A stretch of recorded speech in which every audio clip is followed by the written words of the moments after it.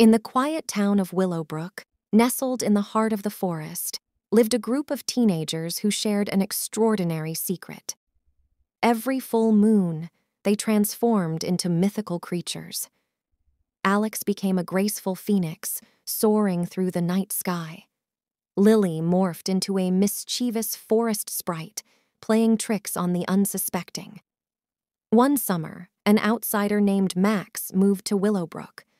Lonely and curious, he stumbled upon the hidden Glen where the transformations occurred. Witnessing the magical spectacle, he begged the teenagers to include him in their secret. Reluctantly, they agreed, and Max's first transformation turned him into a wise old owl.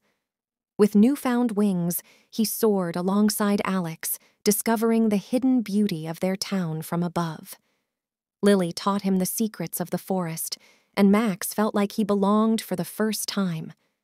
But as the group embraced their new friend, they faced a dilemma. Their secret was at risk of being exposed. Together, they devised a plan to protect their identities while still sharing their incredible experiences. The story of these teenagers showed that friendships could be found in the most unexpected places, and that even the most extraordinary secrets could be kept when trust and unity prevailed.